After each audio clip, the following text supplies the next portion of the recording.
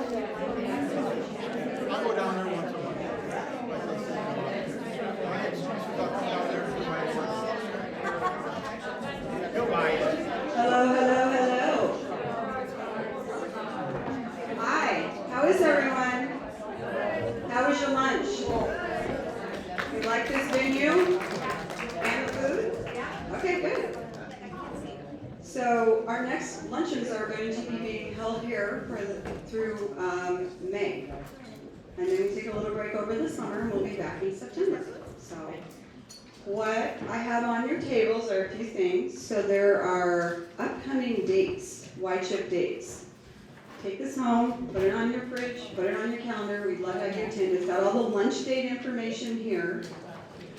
Along with, we'll have our foot care clinic on May 11th, which is always a popular event. So it's the yellow one on your table, and everybody should have one, and I have extra. And then we have our end of the school year picnic. We'll be returning on graduation day on the 2nd of June, and then a week later will be our open house resource fair here in the Trinity Fellowship Hall again. So take these home, save the dates, and there'll be more info coming along the way. The green one that is on your table are our March events that are coming up. So blood pressure clinic, caregiver group, and then a little more detail on our, somebody's getting a phone call. That's not you, is it? Is that you? Yeah. Oh. This is a good time to say, everybody silence yourself. So anyhow, so these are just little reminders, and if you have any questions, let us know. You have one of these on your table as well. This is our survey. We ask that when our speaker, Kate, is done, if you could just give us some feedback. It helps us to plan what we did well, what we can improve, or if you want her to come back. So we've got all that. So we have a pretty full house here today, and I wanted to recognize, I have a lot of my board of directors here, so I'm going to ask them to stand, please, at this moment in time. And these people all volunteer their time. Our executive committee put in a 2-hour work morning already. We have, Judy, get up. Stand up, Judy. Well, it's a done deal, trust me. So Connie Westbrook is our board president. Jackie Rader over here is our VP. Cheryl Mick is on our board. Incoming president next year, Margie O'Connor. Judy Baseman is joining us tomorrow. Linda Hinkle's here somewhere. Okay, Linda's here. I got Roxanne over here. I got Kim in the kitchen, and I've got Ellen. So most of the board is here today, which is excellent. Yes. So thank you for coming and helping early. Appreciate it. And all the time you put in. We also have a new announcement. We would like to announce we have hired for our new event program coordinator, Miss Bunny Buxton, who is sitting over here with her husband. She literally started 2 days ago and was already here early today wanting to help. So, and that's what I got. So where did Kate go? I'm right here. Oh, there you are. I keep losing you. So today our speaker is Kate Hopkins. She's an audiologist here on the island. I will let her probably give you more details, but she is available to be seen on the island. And she also, in her spare time, works over at the teapot. Because you know, being an audiologist isn't enough work. So we're going to hand it over to her. She's going to have her presentation going up there. And feel free, we have water over here. If you need to get up, refill your drinks, coffee, feel free. Move around. And it's yours. Thank you. You're welcome. Hi, everybody. Good afternoon. It's nice to see a lot of familiar faces here and some new faces, which is not that common on the island to see new faces. I want to thank Christine and Y-chip for inviting me here today, and Trinity for hosting this wonderful event, all the work Y-chip does, and Leslie Sue for the food. Grateful for all of those things. And grateful to be here with you guys, sharing some information. So, as it says, my name is Kate Hopkins, and I am an audiologist. My husband Sean and I built our house here in 2009, and then came more or less full-time in 21 when we sold our house in Illinois. So we've been here since then. I work in the clinic, sharing a space with the dentist, as some of you know, and I work on Wednesdays and some Saturdays, so you'll see the ad in the paper. If you need more information about that, just let me know, ask. And I will start working in the new Door County Medical Clinic in Sister Bay when it's built in April. I'll go there take the ferry across on Monday. So hopefully, yeah, it's all looking pretty good. Today, I want to talk with you about how we listen with our brains. And I'm going to talk for maybe 20 minutes or so, and then I want to open it for questions. And questions can, of course, be about either what we're talking about here or any other audiology-related questions I'd be glad to answer. So please let me know when we're done if you have any questions. And even if in the midst, if you have something that is urgent, feel free to let me know. So how we listen with our brains, the link between hearing and cognition is what this is titled. And we're going to talk about three main topics. What is hearing loss and how it relates to our brain. We'll talk briefly about strategies to aid in communication and how we can do that. And then also just skim the surface of some technologies, things that are available to you. So what is hearing loss? It can be defined several different ways, but really how it translates at the end of the day, it's a chronic communication disorder. That's really what it is. The most common type of hearing loss is a sensory neural hearing loss. Sensory, talking about the cochlea, neural being your hearing nerve. There are other kinds, but that is the most common type of hearing loss. But what it results in real life is a communication breakdown. Missing information, that's really what it translates into. So when you consider the ear, the organ of the ear, and what it does, I want you to think of it really as a delivery service, because the ear is a beautiful organ, a complex organ.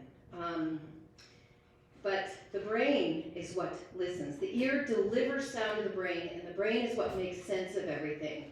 So it's really a two-part thing. It is the ear, but listening takes place in the brain. The ears hear, the brain listens. So keep that in mind as we go forward. This next slide, I like for several reasons. It depicts brain activity while performing different tasks.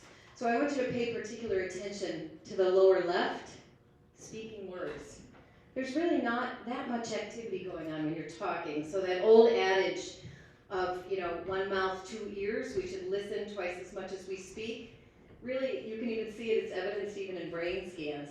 So when you go to the upper right, listening to words, there's a lot of activity. It's a lot of neural connections going on with your ears in your brain when you're listening.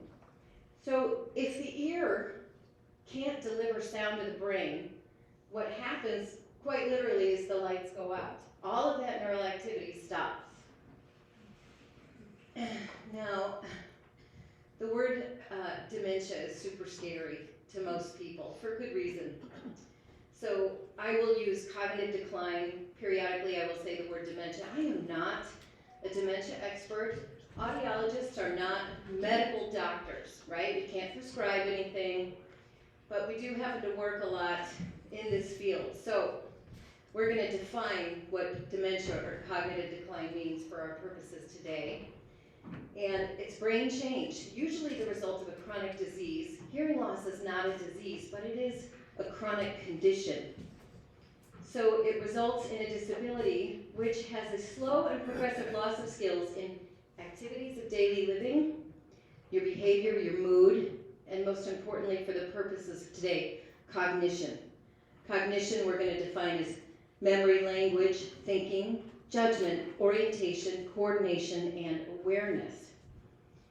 Of all of those things that fall under the umbrella term of cognition, how many of them can relate to hearing, to ears? Almost all of them, in one way or another. We can't remember things, memory, we can't remember things if we don't hear it accurately. If we're not getting all the information, we're not going to remember it. Think about another aspect of memory. If you've ever heard a song from an old time, period of time long ago, suddenly you are overcome with emotion. You have a feeling based on what you're hearing, on a sound that originates with the ear. Those are all neural connections. That song brought me right back to, if you've ever thought that or experienced that. Language, that's pretty obvious.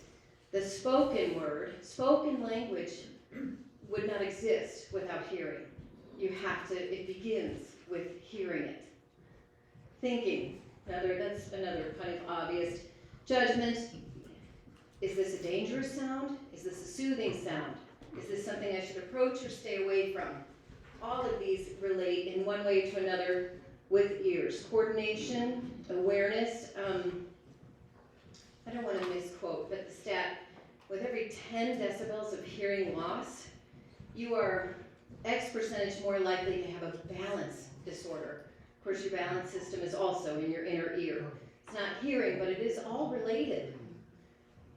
So hopefully that, just want you to bear in mind, cognition, hearing, there's a lot encompassed in those ideas, in those concepts.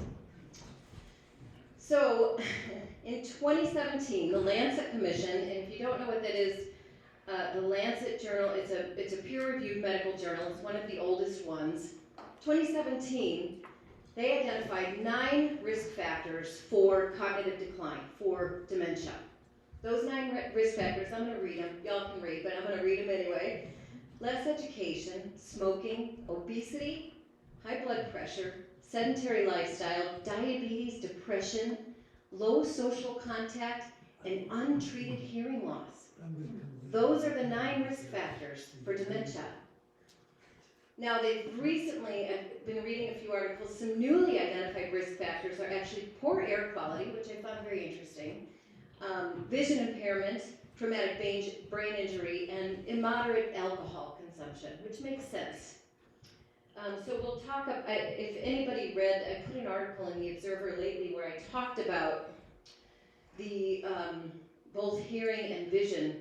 And if you have that dual impairment of vision loss and hearing loss together, your risk of cognitive decline is almost double. So keep that in mind too, not only for yourself, but for your neighbors, for your family, for other people, because with both hearing and vision, so many of these things are treatable. There are things we can do to alleviate the negative effects of that.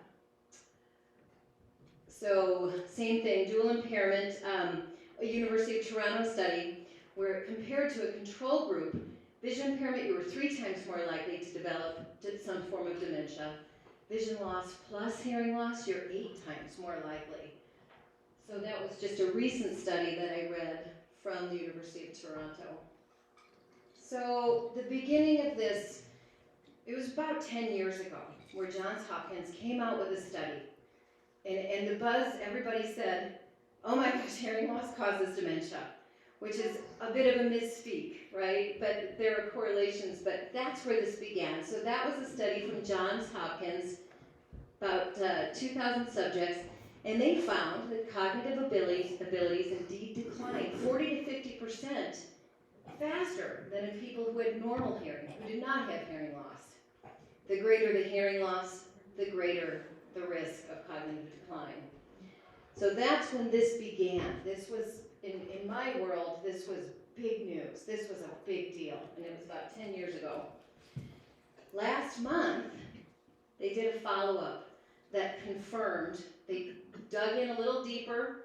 I think their N, the number of subjects in their study was a little higher, and they just confirmed a very clear association between severity of hearing loss and dementia. And they found that the prevalence of dementia with moderate to severe hearing loss was 61% higher. 61% higher than when compared to someone with normal hearing. They took it a step further, and this gets into the treatment, which is great. They took it a step further, and they said the use of hearing aids. So when I say treat your hearing loss, unfortunately it means hearing aids. But there's good news in that front too, so hold on for that. But the use of hearing aids lowered that risk by 32%. These are significant numbers. This is a big deal, right? Those are big numbers. We're not talking half a percentage point. So that's how that went. And now I want to get, does hearing loss cause dementia? No, that's not a fair statement. It's a risk factor. So to say hearing loss causes dementia would be like saying inactive lifestyle, lack of exercise causes type 2 diabetes. It's a huge contributing factor, but there's not always a direct arrow. Our genetics load the gun, but it is our lifestyle that pulls the trigger, right? It's our behavior, it's our choices. So the genetics load the gun, but our choices pull the trigger, and something to think about. So we have a lot of evidence behind this. And we'll go into more what the theories are. There are three main theories about why is this correlation? Why does hearing loss make someone so much more likely to suffer from some sort of negative brain change? And the first theory is cognitive load. Essentially, you are, and most of us have experienced this, you go anywhere loud, a loud restaurant, and you're trying to track conversation. You're trying to hear someone, you're working, you're exhausted. You almost want to leave, and people do end up leaving or not joining anymore. These things happen. So that's what the cognitive load, and also your brain, you use all your resources on just trying to listen, and the resources that might be used to put something into memory are not available to you because you're working so hard, just trying to listen. The second one is brain atrophy. This is something we can all, if you don't use it, you will lose it.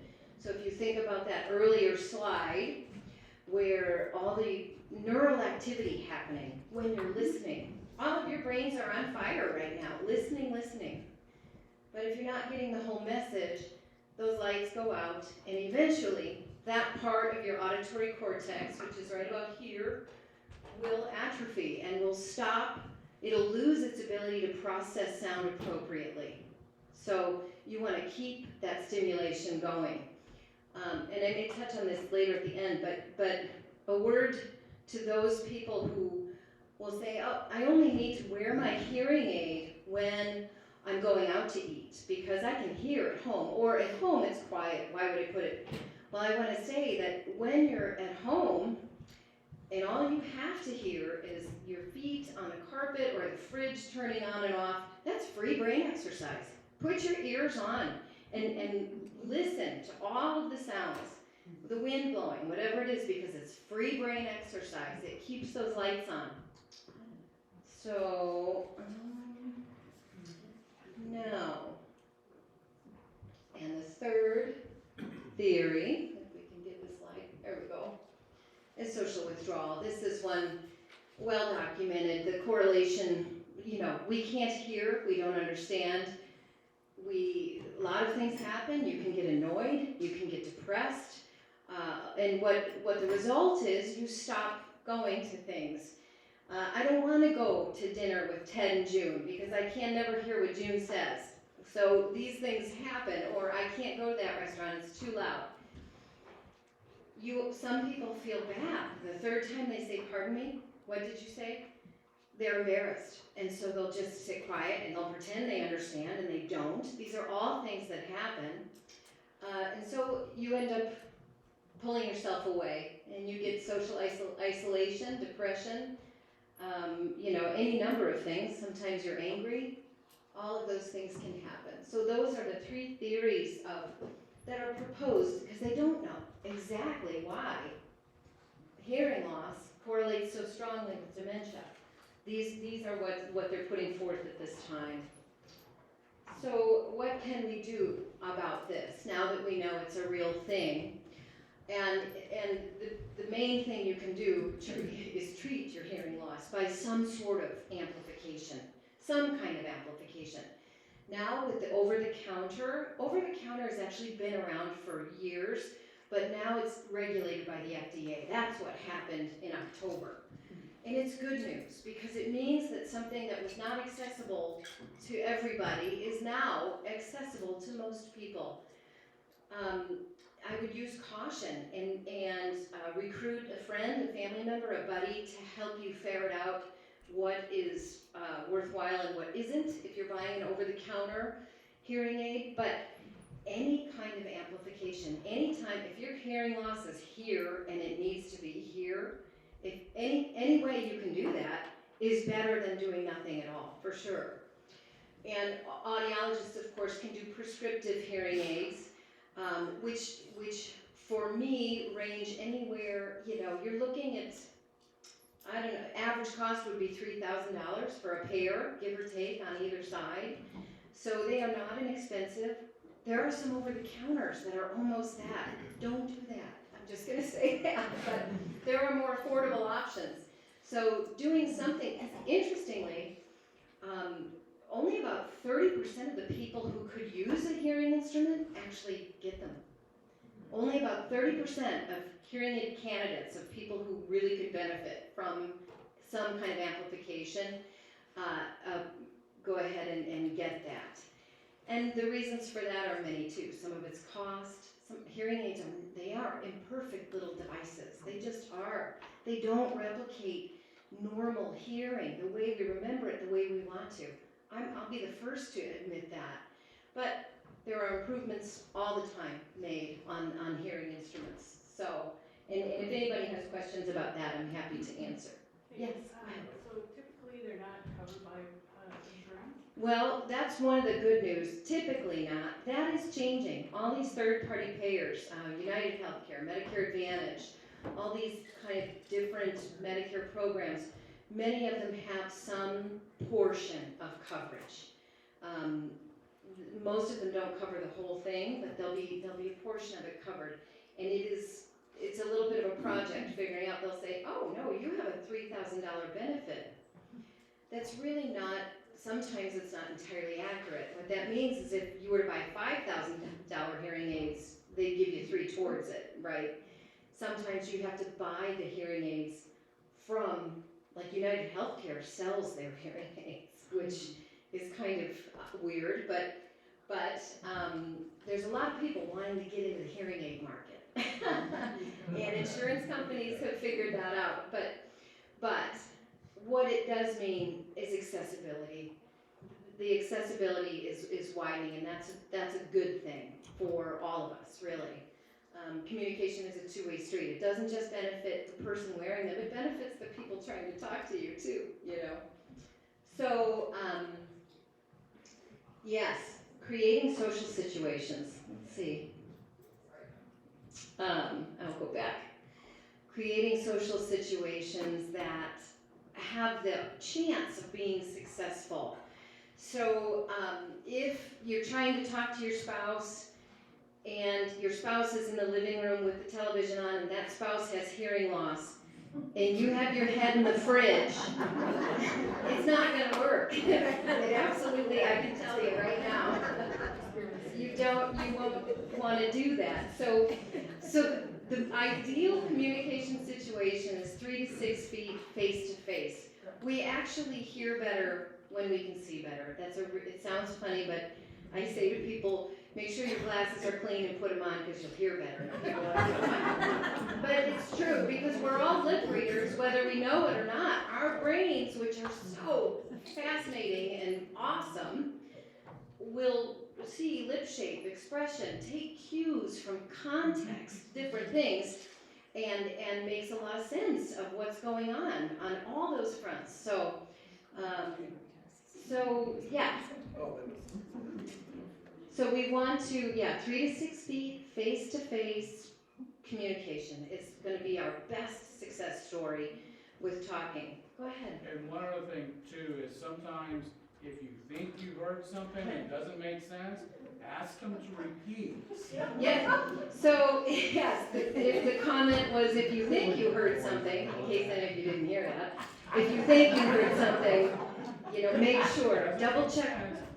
Yeah, right, ask again, and sometimes if you're the speaker trying to convey the message, instead of repeating the same thing that wasn't heard the first time, try to rephrase it. And once again, our brains are going to latch onto that information and go, oh, now I know what you mean, so. Or text. The written word is wonderful. She's 25 feet away from me.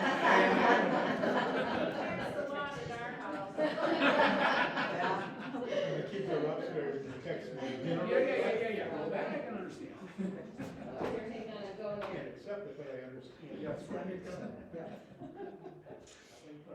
So, If you are a hearing aid candidate, and I would say even people who are deciding to get the over-the-counter, there are online hearing tests. You can come see an audiologist and get a hearing test, get your results, so that you can better program or better navigate whatever kind of amplification you're going to use.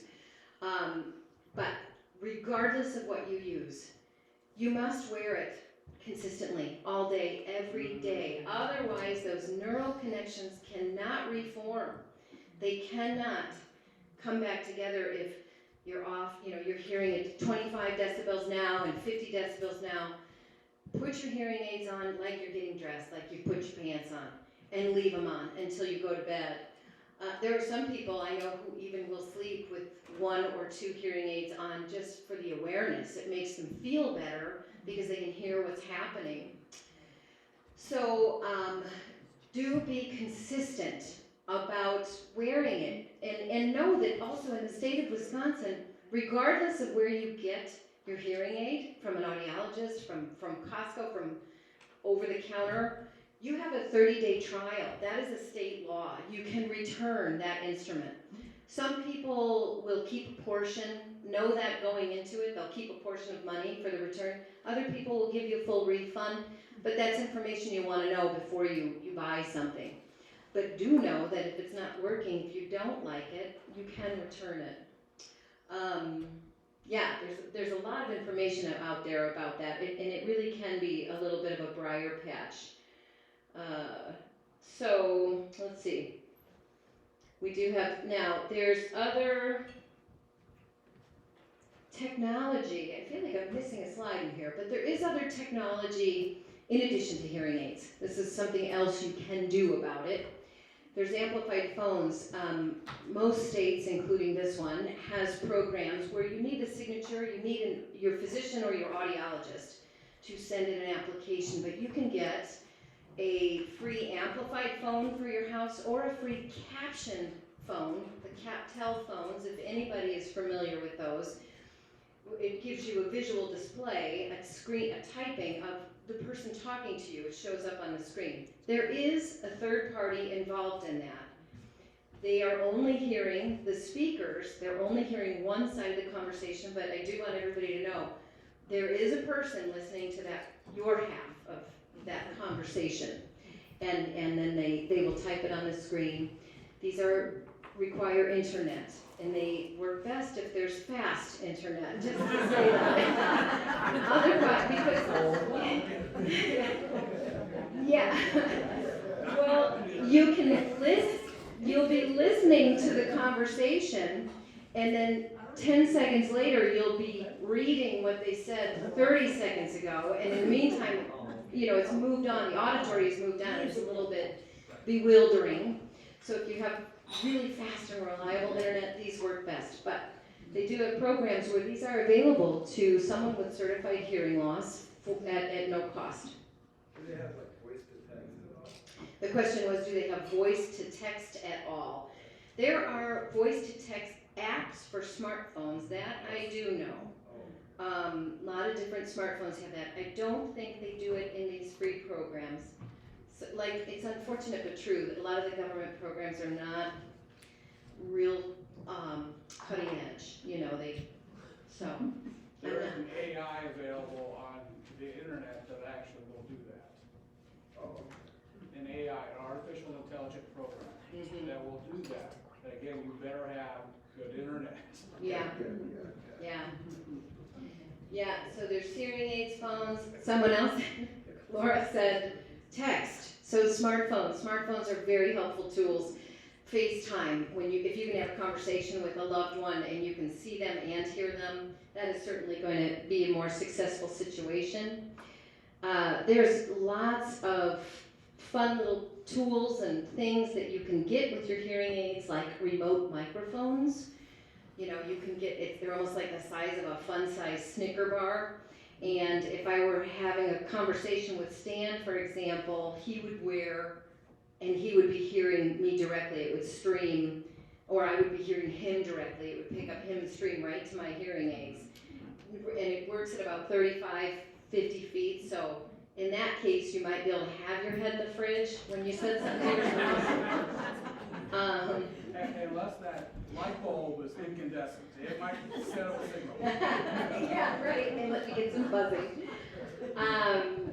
So yeah, we're talking about listening success. Everybody's got to do their part in the communication game. If you wear instruments, make sure you've got fresh batteries and everything's clean and taken care of, and the sound is able to come out of them. You want to do that and educate your friends and family. Hearing loss is an invisible handicap, and we forget that it exists. We just do. And so I do have, it mentions buttons up there. I do have buttons. They are not, they're not nice, they're not a fashion statement. It's not like jewelry, but they say, hearing impaired, please speak up. They are beneficial in certain situations where you might want people to remember. Doctor's appointments, frankly, are one of them, because you'll be sitting there and very often doctor's taking notes and not looking at you. And so you're missing a lot of what's being said. And so if we have a visual reminder to other people in the form of a button, because most of the hearing aids you can't see, it's an invisible handicap. We do forget about it. So this last slide is really for fun, and I thought it was mostly fun because we are in a church. But the 10 Commandments that the hearing impaired wish you knew.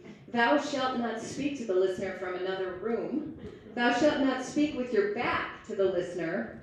Thou shalt not speak as you walk away or turn your face away while talking.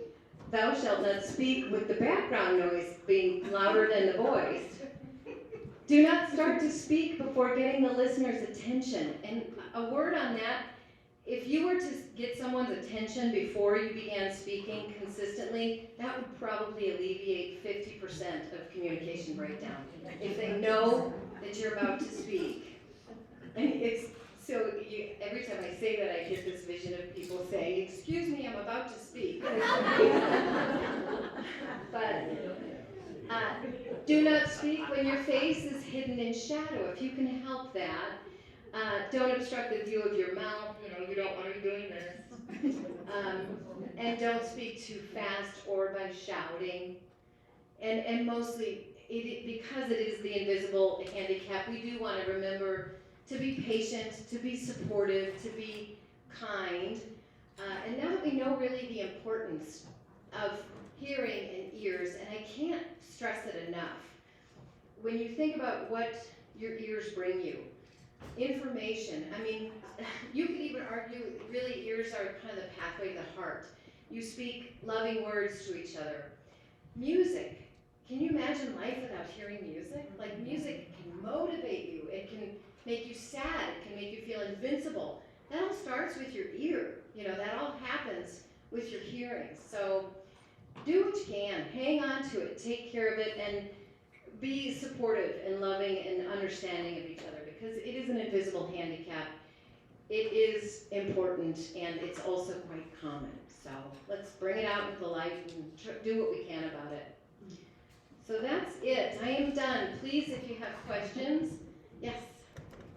So with hearing loss, do you lose it in a high range first versus a low range? The question is, with hearing loss, do you lose it in a high range or a low range? And it varies by the person. It depends often on where exactly the hearing loss is.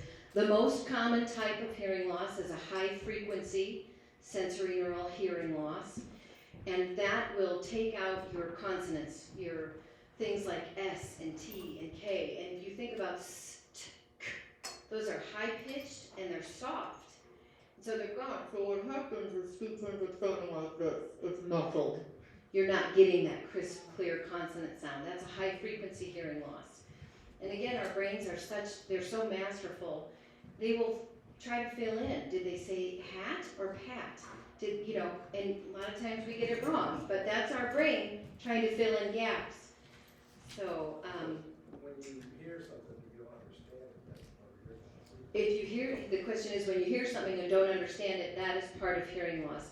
That is an aspect. I have seen plenty of people who have a moderate to severe hearing loss, who even when words are fully audible, all of the words, all of the sounds within a word are fully audible, still can't get it, and that's a neural hearing loss. That's when the nerve is involved, and the ability to discriminate and understand speech is just sometimes not there. One more is, say you're like in a bar and it's noisy. Yeah. When you're 20, it was easy. Right. When you get older, it's hard. Is that part of So the comment was when you're 20 years old and you go to the bar, why did you never think about I can't hear them, or this is too loud, or this is annoying, and then you get a little older and it's intolerable to hear the loud noises, and that is absolutely part of hearing loss. It's part of aging and grade change. It's almost an invisible aspect of hearing loss. Our ability to process and differentiate the signal, what you want to hear, from the background noise becomes harder as we get older. So, yes, another question. If somebody has a 50% hearing loss and another person has like 75, would they have the same hearing aid and then you just have to adjust it somehow, or do they get different? Okay, so the question was if someone has a 50% hearing loss and someone else has a 75% hearing loss, is it a question of just adding 25% to that extra? Not exactly. So prescriptive hearing aids are very frequency specific. Your hearing will be tested at a number of different frequencies, and you will get exactly the amount of gain that you need, or power that you need at each frequency. And it will differ again by soft sounds, medium sounds, or loud sounds. The amount of gain that you get in each of those circumstances is different, will be different. So it's not that straightforward. And furthermore, because of our brains being so unique and so different, someone can have the identical hearing loss, the identical slope, but they will have a different experience with hearing aids, and their ability to discriminate or understand speech will also not be the same. It'll be different. Yeah, another question. If hearing loss is caused by a process that affects the movement of the bone, and the name of that conductive, I can't remember.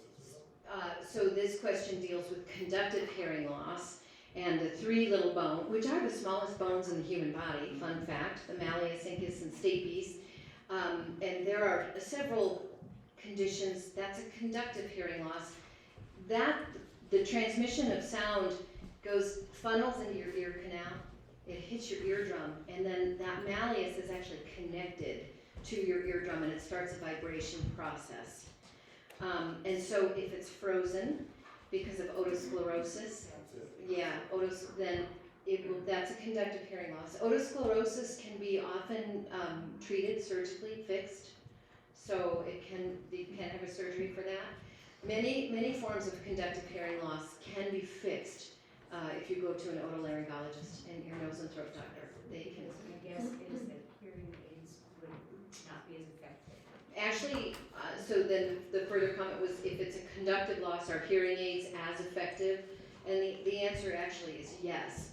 Many times with conductive hearing loss, it's really just having a filter over your ear, whereas your cochlea and your nerve are intact. And so you just need it to be louder. The clarity is still there. And so hearing aids can be very effective in conductive hearing loss. But if I had conductive hearing loss that was treatable, that was fixable, I would do that rather. That's, with, yes, they do. My dad had it years ago, and they said it hurt great, and it hurt what Oh, that was big for you. yeah. So, tinnitus. So this is a question referring to tinnitus or tinnitus. We could do another presentation on that. Yeah, no, they're both, tinnitus or tinnitus are both proper pronunciations. Tinnitus really is it is a symptom of something else. Sometimes it is your ear. It is vascular damage to your ear.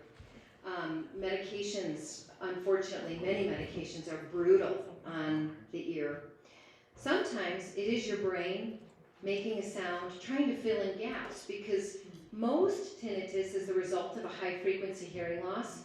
Going back again to the brain and the activity in the brain. If your brain isn't getting, this is an oversimplification, but it does paint the picture. If your brain isn't getting 3,200 hertz because of a high frequency hearing loss, some brains will try to reintroduce that. And it's gonna generate that sound. But tinnitus is not a disease in and of itself. It is in fact a symptom of something else. And if you have tinnitus, the first thing you wanna do is go to primary care. Make sure that you don't have diabetes, blood pressure. Those are common, high blood pressure. Those are common causes of ringing in the ears. So that's the first thing you wanna do. And I'm happy to talk, there's bothersome and non-bothersome tinnitus. A lot of people have it. Most people have it periodically, all of a sudden, ooh, why is my, that's normal. But when it lasts, forever, it's probably because of a high frequency hearing loss. Yeah. Christine has a Couple question. questions. First part, is there an age you would recommend getting a routine hearing check to see? And if you're under 65, you're not at that Medicare level, do insurance companies usually pay for an audiology screen? That's a good question. So insurance companies, whether you're 65 or whether you're on Medicare or any other insurance, you must have a referral from your primary care doctor for an audiologist to bill your insurance. Something important to note. Otherwise, I usually charge people, if they come in and spend an hour with me, I'm going to charge you $40, and we can do whatever you want in that hour. We can test your hearing. But if you want me to bill your insurance, I am happy to try and do that. But I do need a referral from your primary care. Audiologists do not have direct access to Medicare or insurance companies, and if they were to come back and audit, I would get, we would get in trouble. So just to follow up on that, I do have a high-pitched hearing loss that resulted from being a swimmer years ago, got vertigo, and I still have it, and I routinely, how often would you say to keep getting that checked? Or would it be when you notice it's getting harder for you to hear? There are some people who say, I gotta go every year. That's fine. I think personally, I don't know that you have to go every single year, but if you notice a change, then definitely go right away, whether it's 6 months or 18 months, whatever it might be. That is the way I would play it. I wouldn't go more than 3 years without having your hearing checked. But it seems pretty stable. There's no other changes. I don't think you have to have that checked constantly every year. I don't. Yeah, you'll know if there's a change. Every once in a while, if you have all of a sudden this extremely high pitch, and then it just stops, and then it's It's tinnitus. stops and starts, or. Yeah, it'll just all of a sudden, out of the blue, you hear, and it's only on one side. Right. We all have that. It's actually, there's probably something going on systemically in that minute with your blood pressure or something vascular, but it is not something to be worried about. Most everybody gets that, and it's not something really to be concerned about, to tell you the truth. It's just it makes us all stop. Even What? if it makes you feel like you're deaf after that. Oh, well, that's a little different then. And my guess, and again, I'm not looking in your ears, but my guess if that happens is that there's a pressure change in your middle ear cavity. Your eustachian tube is that tube, it aerates your middle ear. It's behind your eardrum and also in the soft palate. Those are the two openings. If it gets blocked, you can get pressure changes in your middle ear, and that can be the result of that. And that will also reduce your hearing temporarily, right? Just like when you go underwater, you get a pressure change, you're aware, or in an airplane, clear your ears and you hear. It's that. Yeah, it's strange, yeah. Go ahead. Go ahead. Is there any help for people who have tinnitus that have had it for a very long time?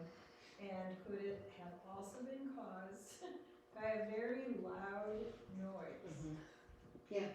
I Yes. know when might happen. Yeah, It and was a broken or titanium or something, you know.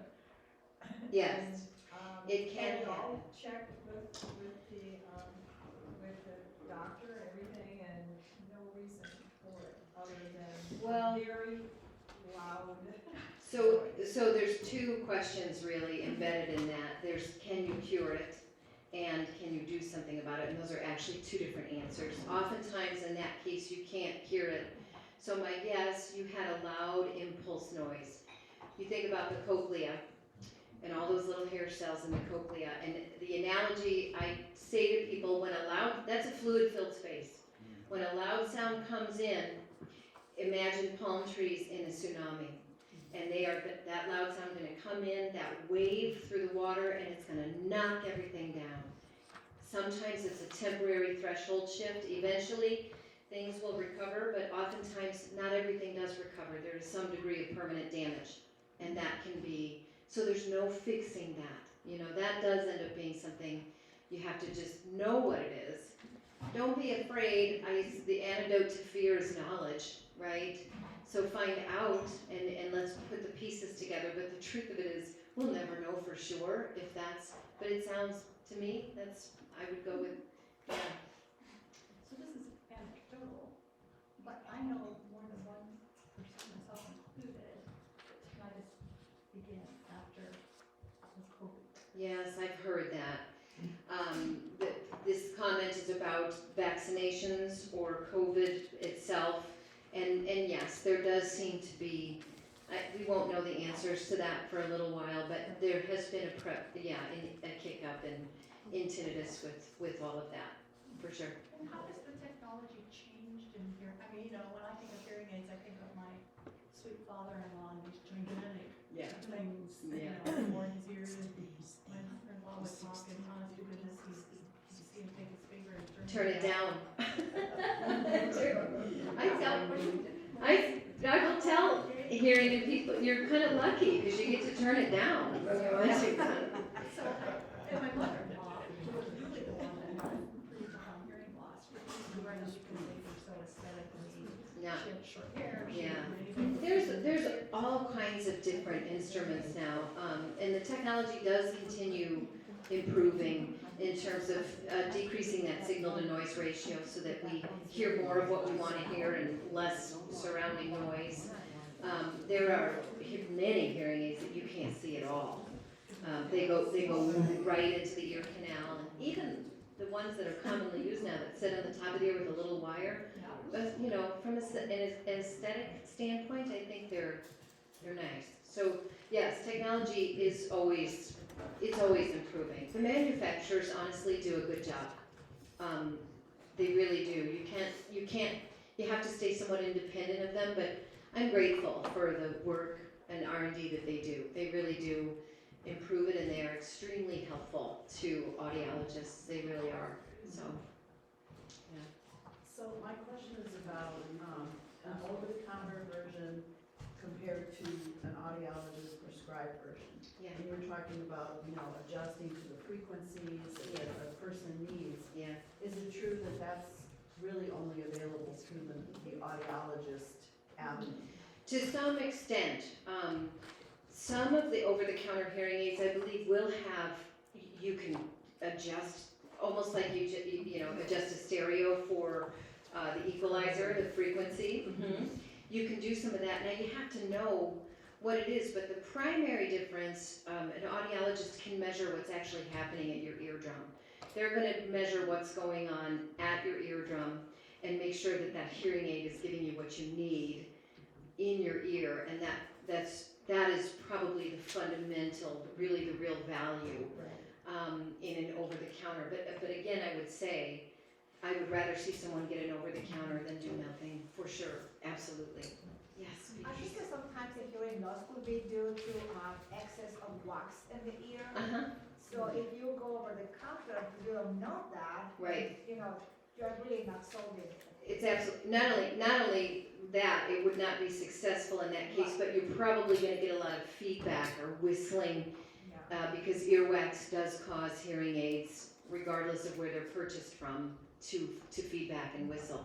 So yes, if you shoot, if you can't afford that $3,000 hit for prescriptive hearing aids, you could at least go to an audiologist to get your hearing tested, so you know what it is, and you'll have a little bit better view of how to, adjust that over-the-counter hearing aid, and also to make sure that what you're suffering from is not just an earwax problem.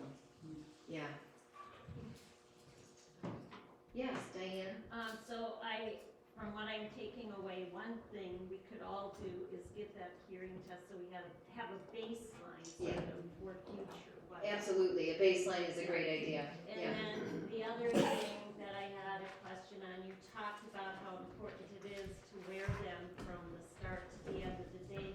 What other things during the day should people who wear hearing aids be mindful of? Like if they work with loud equipment, is it important they wear head covering, that they take their hearing aid out? Do they think, well, it's bad anyway, it's not going to No, that's actually, because the damage, if you already have a damaged ear, it's going to be more susceptible to further damage from sound. So still always wear ear protection. And I have those foam insert earplugs free. If anybody wants them, let me know.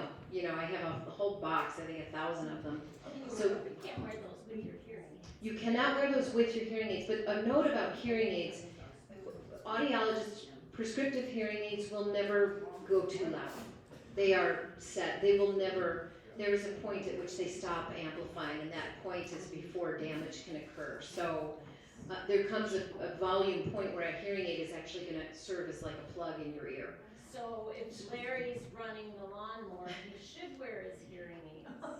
Well, okay, that's a little more specific. It depends on, if Larry's running the lawnmower, I would say no, take your hearing aids out. So he doesn't run around. And I would say,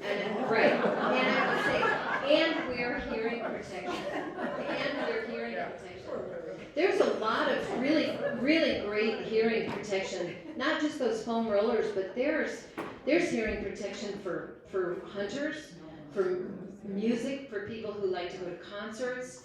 They have filters on them that manage things in very specific ways. So there's a lot of great hearing protection out there. That's another great topic. Swim plugs too, if you need to protect your ears from the cold water. But anyhow, yes. Also, I noticed that some smartwatches, they do have that app that has for the sound. So like if you're running a hair dryer for too long or it's too loud, it those comes and tells you that it's a high decibel. That's right. So Beatrice is talking about the sound. Apple Watches have the sound. If you're exposed to too much sound, you can set those limits where your phone will give you a heads up. You've been exposed to too much sound for too long. Yeah. So. I got to stop after me. Yeah. No more housework. Any other questions? Yeah. This might seem like a silly question. No. If you don't hear very well and you have, like, it gives you cognitive dysfunction, how does that play into people who are born deaf? Does their brain redo something so they don't go to that place? Sort of, yes. I mean, they will learn, if you're born deaf, and deaf culture, if you know people who are deaf, they do have a different culture. They have an entirely different culture than the hearing culture. So the wiring is in fact different, yes. Now you can't say they have dementia. Again, dementia and cognitive decline is not a direct arrow. There are a lot of things involved in it, but their wiring is indeed different than a hearing person's wiring, yes. Any other questions? All right, thank you so much for having me. Thank you.